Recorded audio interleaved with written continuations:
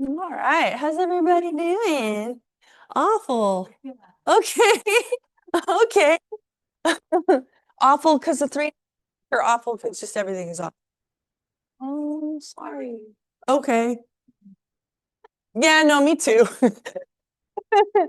Um, there is some stuff going on. First, I'd like to talk about this week for you guys. I am traveling tomorrow, so you'll have a substitute on Thursday, Mariela Davila, for those of you that had her. Get to see her again. Pretty knowledgeable lady. She's going to get you started on your next assignment.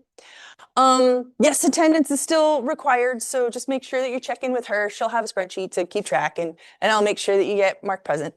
And also for your in-class exercise that day, which I will be letting her know to kind of follow up and let you guys know, I'll want to see a before and after of your progress that day that you're in class. So like, here's your very first thing you make, and then show me how far you get. And it's okay if it's not that far. It really is okay. Um, Next up, I may have heard some rumblings around the School of Business and Technology. Have we heard that? Anybody? Yeah? Okay. I wanted to kind of open up the space to let you guys ask your questions about it. So that like hopefully nobody is panicking. Basic message went out to all staff and faculty the first day of the quarter that the School of Business and Technology is dissolving. And don't panic. DMA isn't going anywhere. It just might mean that instead of being under the School of Business and Technology, we might move over to Arts and Humanities. That's all. It's just a division change. Doesn't mean a whole lot of change for you. Your program should be the same. There are people having big feelings about it, and that's pretty reasonable. So if you have any questions, you can come talk to me. But I just didn't, I guess freaking out. I didn't want anybody who's freaking out. We're still in what is called a proposal stage, meaning that this is a proposal to cut costs around the school. And nothing's been really decided yet, quote unquote. Right? So, I mean, I think we all feel it's probably for sure happening. I'm very optimistic. I don't necessarily believe that change is a bad thing. I got my questions and concerns as much as anybody else, but I feel really good about our instructors. I feel really good about our curriculum, and we've been in the black, meaning we make money for the school, not burn it. So I feel good about our program. They don't know anything about it, so we'll have to train them up on how we work, but I think it'll be fine. Okay. So anybody have any questions or concerns about it? Okay. Some people are protesting. Some people are writing to the president. Some people are feeling their feelings. So I just want to make sure that you had space to ask away. Sounds like everybody's fine though. Okay, great. Great. Then no worries, no pressure, no stress. Um, okay. So let's get started on the next part of our assignment, barrel part 2, and that is the painting of our barrel.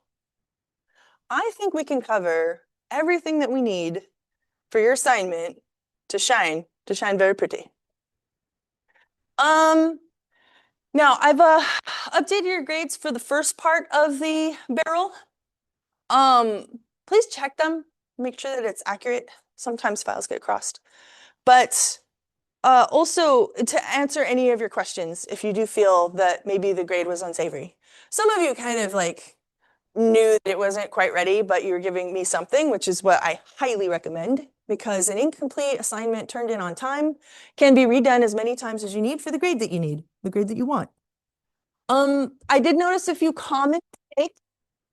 I do like to draw a little bit of attention to so that you can check to see if that was you and what to look out for.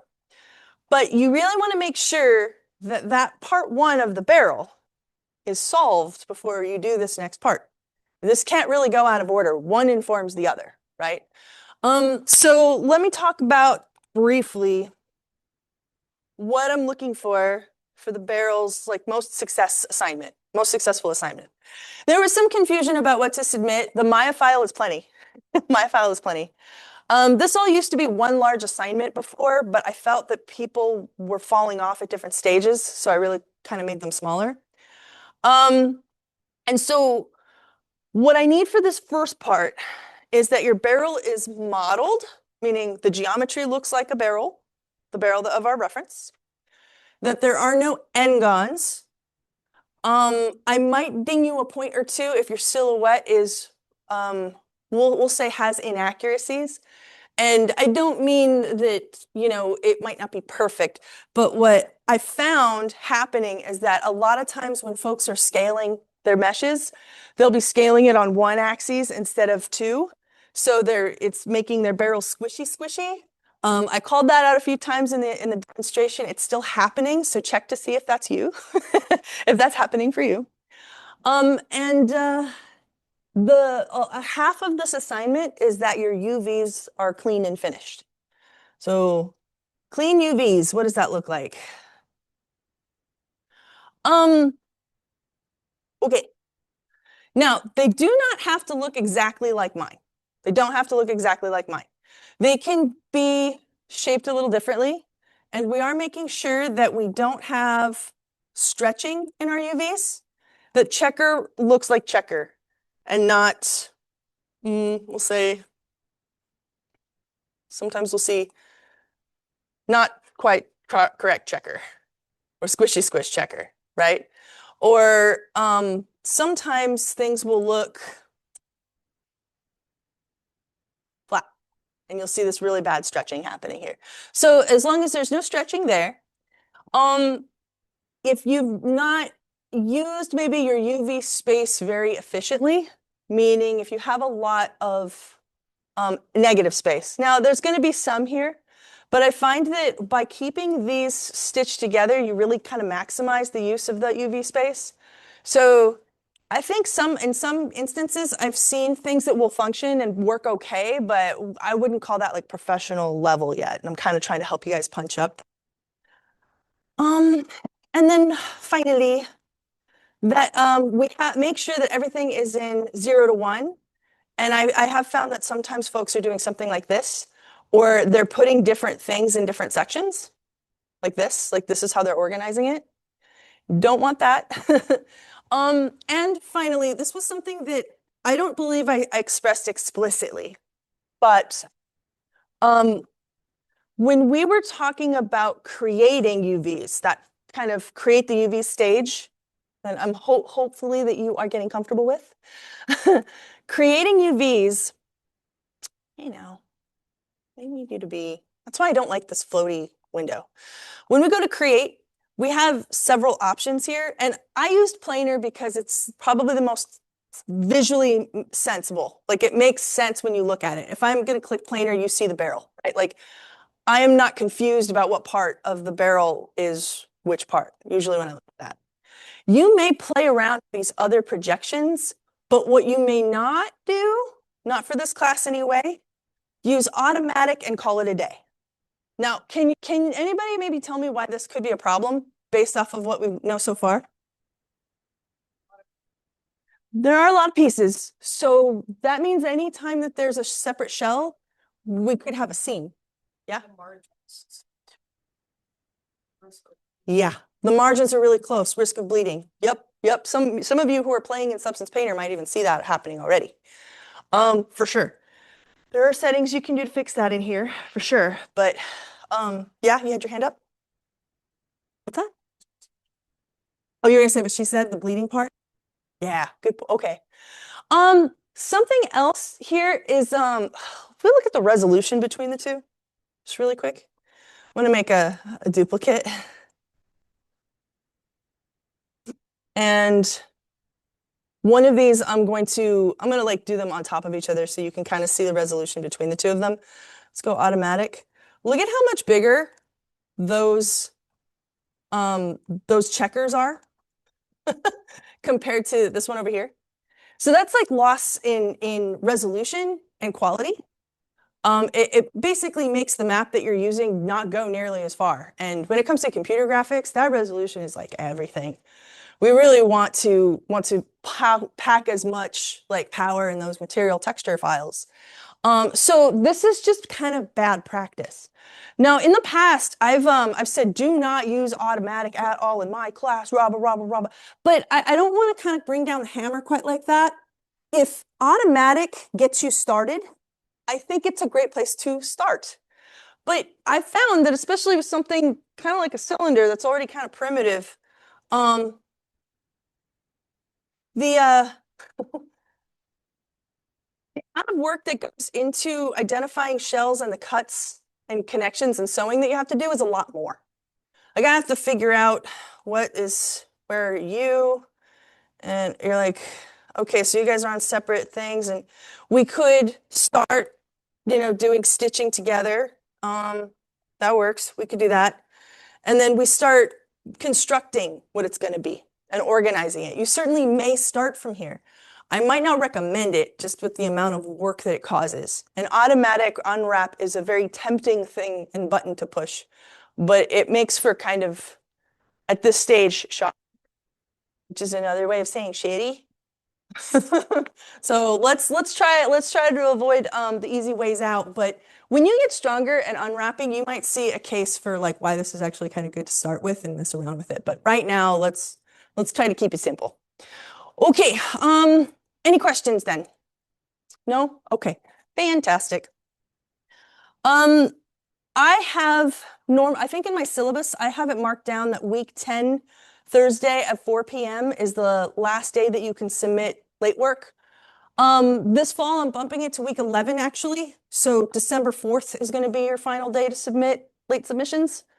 That's just because the Thanksgiving holiday, and I don't know, I was feeling really gratuitous in the moment. I was like, have another week, I guess, that's fine. But so, oh no, don't put that curse on us. Last year was awful. But if that kind of thing happens again, you know that I'm not going to be a stickler about that, right? Okay. If there's a natural disaster that we all have to deal, I suppose we'll all work out an extension. um, okay, all right. So if you feel that you had an unsavory grade, I encourage you to do one of a few things with me. If you understand what you need to do to fix it, please do that, because yay, better points. Why not? If you don't understand why, come talk to me. Two things will happen. One of two things will happen if you come talk to me about a grade that you're unsure about and you don't know why. Either A, I will better articulate what you need to do to improve it, so you really know what's next for you, and I'll even help you make a plan. Or B, I'll realize that I made a mistake and I'll fix your grade. That B option happens more than I'd like to admit. Maybe once or twice a quarter. Not perfect, but if that's you, let me know. And only good things can come of asking me if you're unsure. That's all I'm trying to say. Okay, so let's, and I'm gonna set this back up to my normal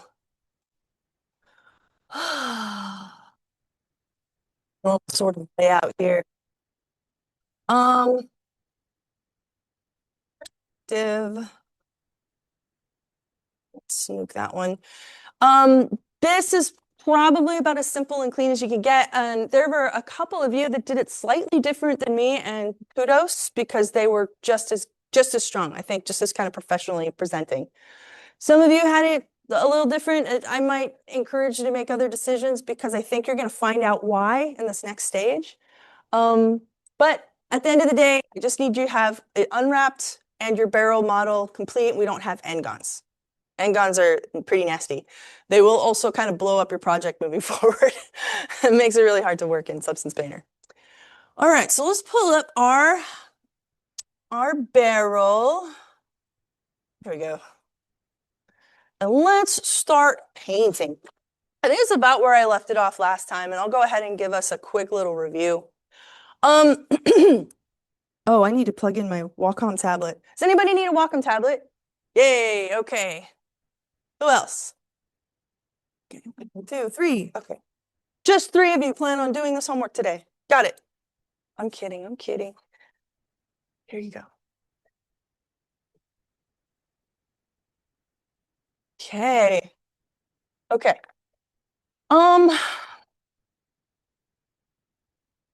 You're going to need to use a Wacom tablet for this assignment at some point. You're going to need to. If you're trying to finish the assignment in class today, grab one now. You are not going to be able to do this with a mouse. You're not. You're not. Even if you powered through just to prove a point, you're really only hurting your wrist and not me at all. So please grab a Wacom tablet when you see fit. Okay, good. I've seen a few philosophies about this. Um, if you're feeling a little rough on a Wacom tablet, meaning you draw better on paper than you do this, so you don't like to use them, power through that until you're good with a Wacom tablet. That's my advice, at least if you're doing 3D. I think graphic design requires that a little less, but 3D for sure. Just practice. Usually takes folks about a month to get used to. It took me like 3 because I'm a slow learner personally. And also, if you're trying to 3D model on a laptop, please do not rely on just your tracking pad alone. I've seen a few students trying to 3D model on a tracking pad, and you're not, it's going to take you so much longer and way more stress than you need to worry about. So make sure you get access to, okay. Alrighty. Now that I think I've touched on all the things I was kind of worried about, let's talk about how to paint a barrel. Now, Substance Painter quick review. I'm going to turn off all this stuff here. Should probably see something like that. Something like that. On the top, I don't remember if I did this on purpose, but I'm kind of glad that I did so that you can see. I made the edges on the top band smooth or soft versus hard. For this assignment and the next assignment, that is okay to do. But when we get to baking, you will want to make sure all of your edges are smooth at some point. So right now, this is kind of what it looks like. And I have a really hard edge where the metal meets the wood here. That like this, I think that's fine. At this stage, it's more of a stylistic choice. Do you like that hard, crispy edge? Then leave it. If not, go ahead and smooth it. I actually think that the smooth will look a little bit better in our paint, but that's just personal preference. It's really not right or wrong. Now, quick reminder, the fill layer changes the entirety of the layer for you, and this is really powerful when we're doing masking. The paint layer is the one that I can actually paint on. If I want to edit the mask of a fill layer, you have to make sure that you are working on the mask itself so that you can then kind of have that sort of same functionality. That's just a quick review of what we talked about before. Okay, now for a little bit more like process, how we can do this. I started off with like just worrying about the wood. And we masked off the metal, so hopefully you're at about this stage with me right now. And then below the metal, but above the wood, I opened a paint layer. Now, this is just for practice of actually applying paint and pushing it around a little bit. I'm going to redo this part for us so that you can see how I did it and some of the process I want to show you. Make sure your Wacom tablet's plugged in, because I forgot to do that plumbing.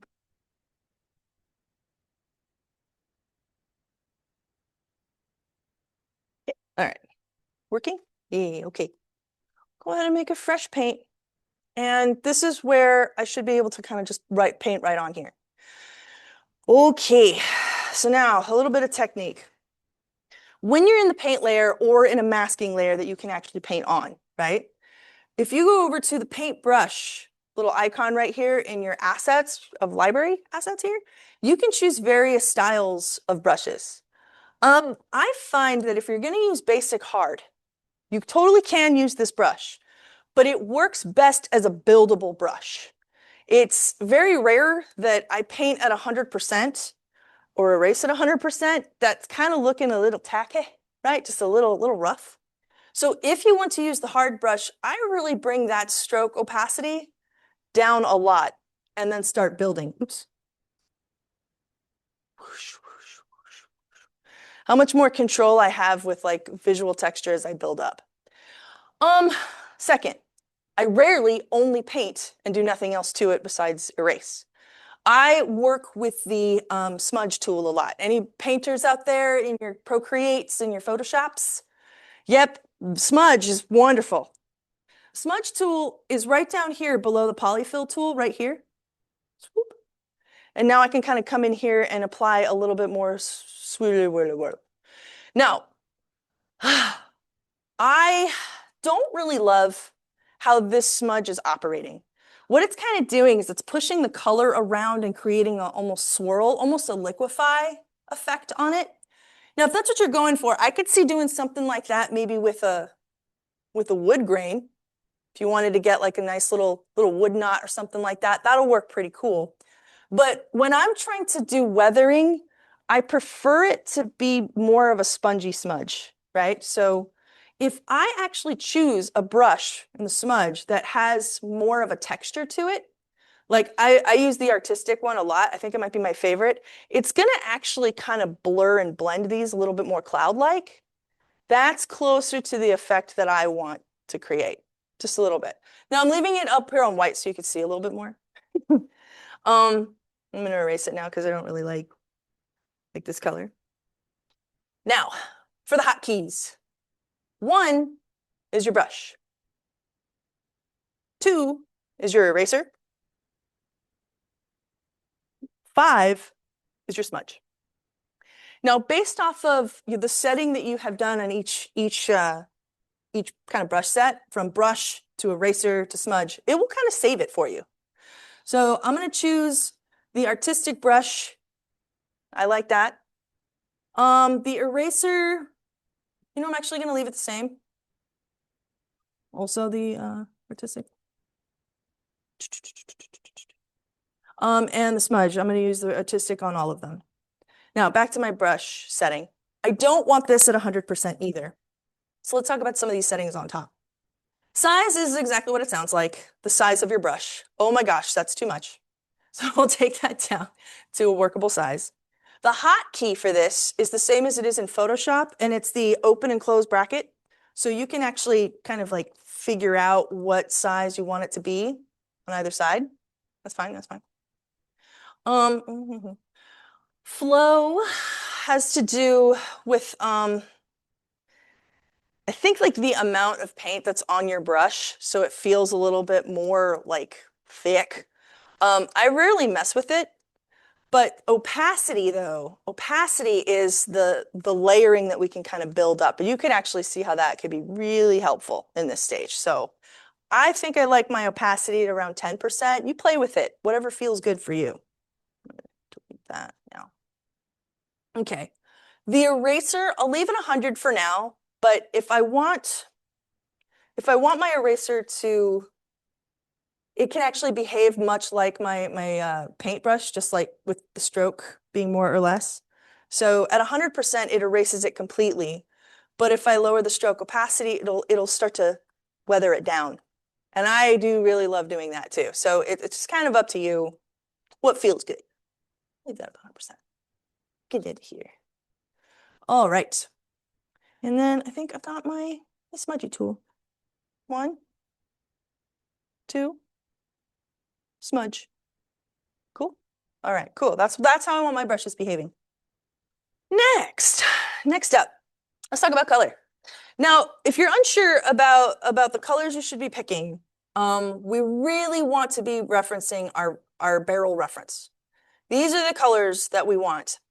Now, I acknowledge that the school computers are not super great about having workspace on your desktop. I'm a multiple monitor person myself. And this is not something that you can install on these computers, but I do like to share it with my fellow painters. And that is the PureRef tool. Has anybody heard of this? PureRef? All right. Artists everywhere, unite. PureRef is a pay what you want reference tool. It kind of allows you to build up mood boards and references, and has various settings of how you want it to like interface with your workspace on your desktop. So you can have it forever floating even when you're working in other software, and it won't like necessarily disappear. It's one of my favorite tools. I learned about it from other professional artists. So if you want to grab this for home, it's kind of wonderful. It's kind of wonderful and easily implemented. And it really is pay what you want, meaning you can download it for free. Personal use, this custom amount, and then type in 0 and you get it for free. Now, I like to buy them coffee. Every time I download it, I feel a little bad getting it free because I just mismanage my files and I love them over $5.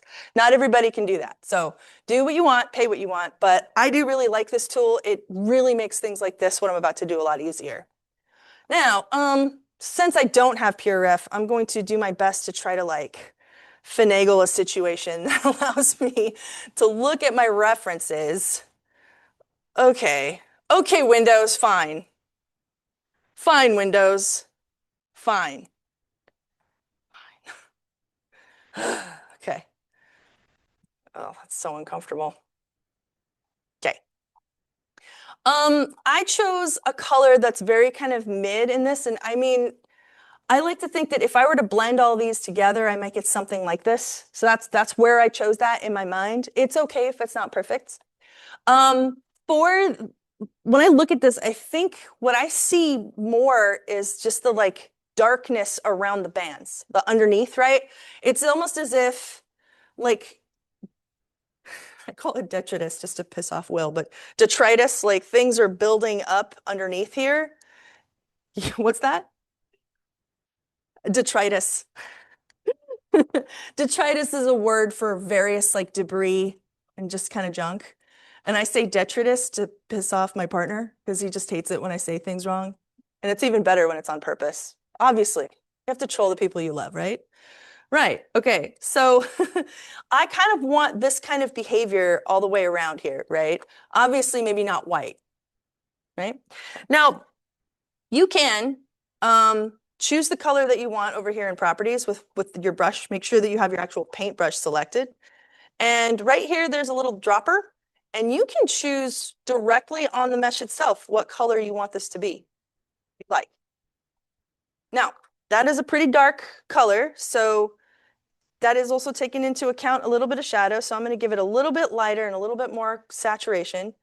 And I'm going to start painting right in here where you see that band. And I'm going to do this for all of the band parts, all of these parts right here. Now, maybe you're kind of I'm kind of an over paint and then chip away kind of person than a build up person. That's cool. If you like that, you can make this nice and big and we just go. Don't forget the sound effects, guys. I'm serious. And then we take that eraser and then take away from the middle. Ooh, and then we probably really want to take down the stroke opacity on the eraser so it feels a little bit more softer and blended. Now, here's a thing though. Say you're finding yourself painting on this guy. Got my paint. And I want to paint right here. And I'm thinking I'd like for this to be right here. Where did you show up? Right over here. I'd like that right here. And well, what's happening is that it's also painting underneath it, right? Because what the is going on? I'm really sorry. Apparently they're I don't know, bowling upstairs or something. I'm just trying to paint on this edge and there's bleeding happening onto the other UV. Well, that is a good and a bad thing, right? It's actually a really cool thing in times of like this right here, where we've got this sort of blend on either side of this mesh. Okay? So let me see if I can find where I just painted that. It's going to be around here. So there it is. That's kind of nice because you don't see a seam, right? And it's also painting on the other side right there. That's a good thing. Well, when you want it to do that, right? So in this case, on your brush setting, we have something called tangent alignment. There we go, right here. The tangent planar means it's going to project it right on the mesh as if it were a 3D object, because you know it kind of is, right? But if you don't want that feature, and I only want to be able to paint on one side without it affecting another edge, like if these are separate, maybe I want them to stay separate, what you can do is you can switch to UV, in which case it'll only paint on the UV. But notice what happens. See that seam? So be mindful that that's by design, that is not a bug, that's a feature. You're just intended to control that for yourself. Are you with me, guys? Okay, cool. It's a little hard to see, so I just want to make sure you can see it okay.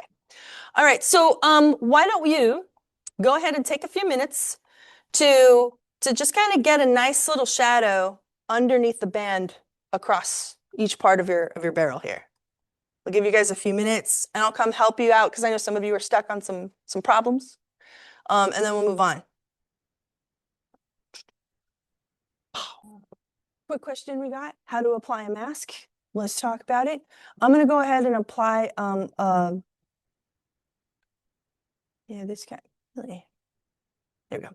I'm going to apply this guy to be on top of everything, and I'm going to make it a nice bright color so you can really see it. To apply a mask, well, you have usually a fill layer selected, though it does work for paint layers too. This guy right here is the mask button, add mask. You could also right click it, and then you should be able to see an add mask option at the top. I like to click the icon though. I'm just a picture person. A mask won't visually change anything while the mask is still applied. It just means that you'll need to paint black to hide that layer. Or if you apply a black mask to it, it hides all of it, and you have to apply a white value to reveal it. So that's how you apply a mask. Okay, pause. All right. Okay, everybody. I'm going to show you something new, something pretty cool. Are you raising your hand or are you just stretching? Okay, that's cool. How many of you may have noticed that we've got these little bumpies, on the barrel right here? These little rivets here. See those rivets right here? The little bloop, bloop, bloop, little dots to go around it? Okay. Now, in the modeling, I did not require you to model those in geometry. If you did, I actually believe that's king. I think the geometry just usually always looks better. But I also wanted to show you just a little bit more about the material stack and how it works in Substance Painter, and I'm going to use those little rivets as a reference. So, I don't have a rivet here. I do not. I would like there to be a rivet here. If I come down here to a paint layer, and in my brush, I don't want any color. I don't want any roughness, normal or metallic on here. I only want to adjust the height. Okay? Now, I'm going to go to a basic hard so that we can really see it, and I'm going to make sure my stroke opacity is at 100%. And right now, if I were to paint right now, nothing would happen. That's because I'm set at 0. 0 is basically like the ground, right? Negative is going to go in, positive is going to bump up. And so I'm going to just bump this up a little bit and go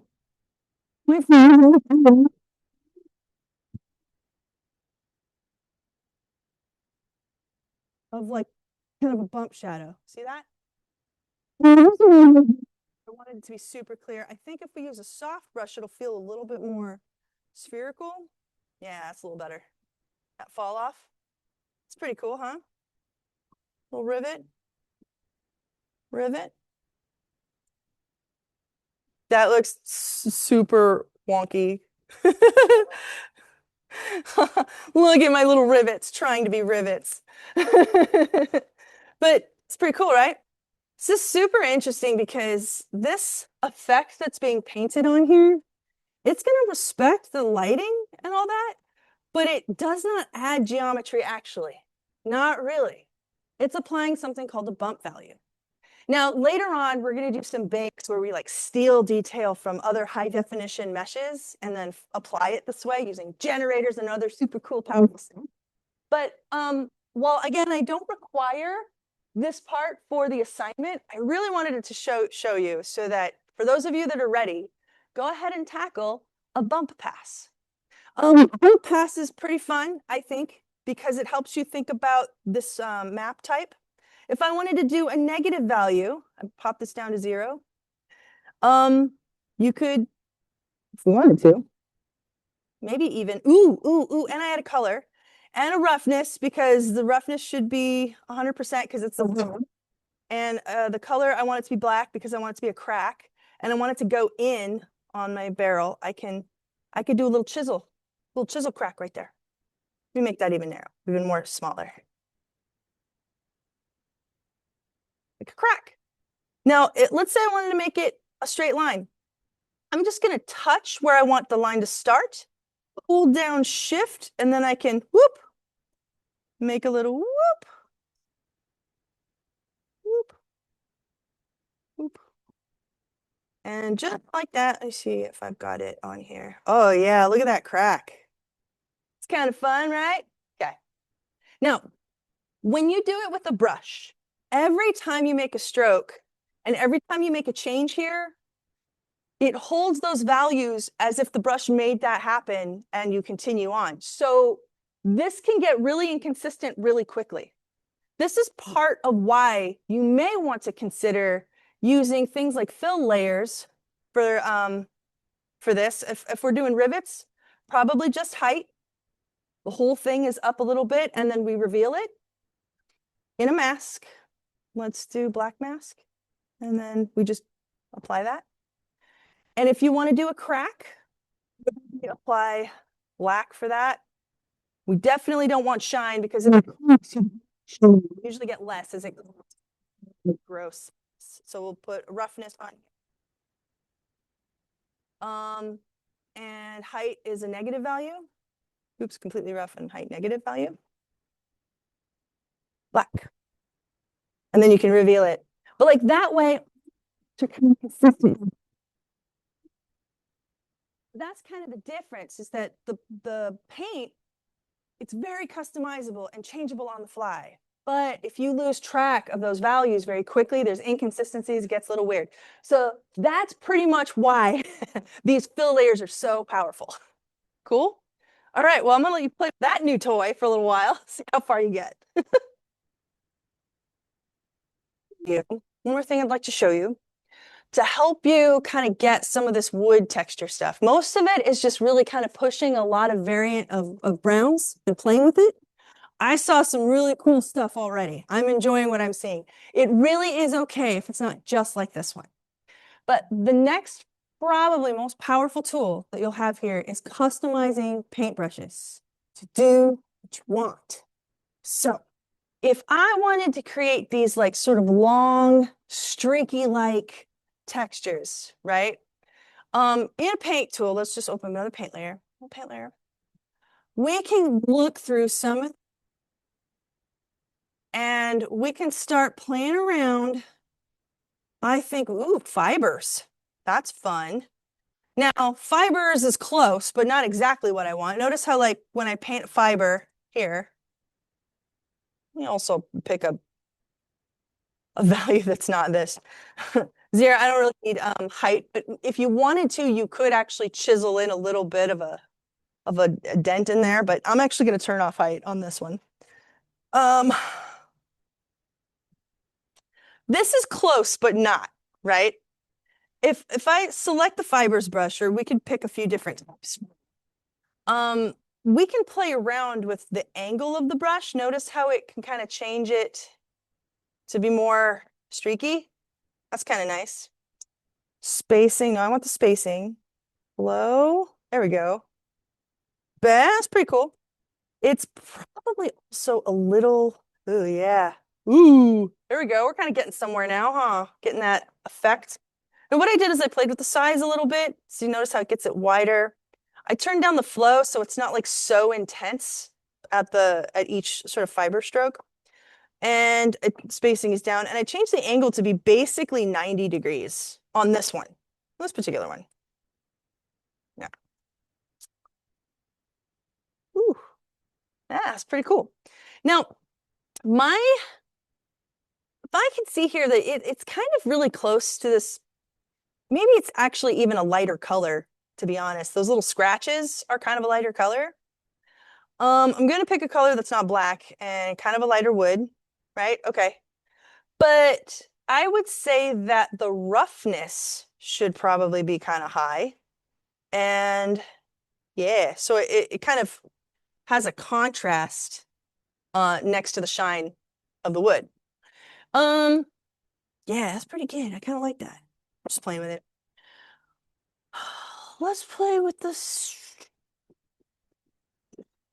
jitter. No, I want that. Same flow jitter. No. Angle jitter. No. Position jitter. Absolutely not. What I would do with this is I would keep it at probably like a 100, and then I would use the same brush with similar settings on the eraser so that I can get more organic feeling patterns. I'm gonna do this here. Just there, take the flow down a little bit, and just whoosh, and start chiseling away at this as well. So we're gonna get some nice streaky effects on that barrel, just like that. If you really wanted to, you can add a little bit of color variant or a little bit of height, like a negative height to this if you'd like to. You can play around with these options. Oh, that's the eraser. Little height and eraser. Be a little negative. Little chisel. Oh, that's like really intense, so no. Negative 0.01 maybe? Yeah, a little bit, just a little bit. And stroke opacity. Yeah, it's feeling pretty good. And get that nice effect. If you were to take the hard, and could I get that? No. That'd have to be the same. I mean, fibers is a decent one to work off of. You might have some luck too with the hairlines. Kind of, yeah, hairlines looks kind of fun. We can do the same process there.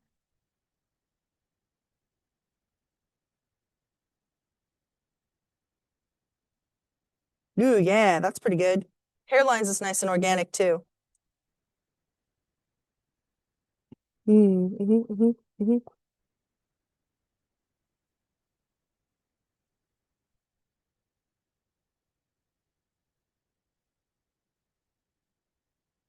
Kyle's real what? What are you called?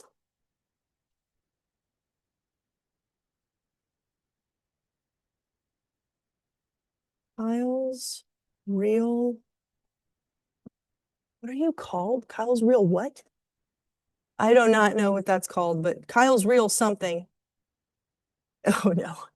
Kyle's real something else. I don't like how those work. Nah, I'll pass. The hair strokes look like they could probably get you something really what you're looking for. The bark could give you a grunge feeling here. See, the last thing I kind of wanted to share with you on how to customize the brushes, getting them to create more shapes that you want them to. And as for the color buildup, don't really have enough time to teach color theory. But if you're a little unsure on how to choose color and you want it to feel consistent, I can softball you a little hack that will get you through, right? And that is sticking with the color that you've already selected for yourself in your wood color here. If I were to just kind of make sure I have that color selected, let me just make sure I've got that one, okay? Bring it back to material. There we go, there we go. If we apply some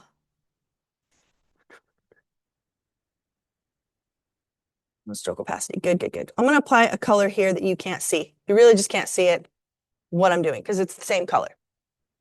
On the right of the layer, we have, so it says normal. We have a few various filter types that are very similar to some other 2D painting tools that we've used, like Photoshop.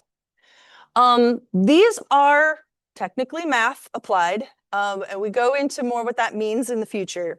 But off the top of my head, we know that when we multiply, we'll always darken. Now, if I take that very same color, instead of multiplying, we do something like overlay or screen. Well, let's do screen. It'll lighten it. I mean, color dodge is pretty good too. That's going to make it a little saturated. So I think screen is what we're going to look for here. So you can actually kind of keep these things in the same family. If you're using the same color and only apply a multiply and a screen filter, you can adjust like that relationship a little bit more. What's also kind of nice about this is if you choose a color that's slightly off,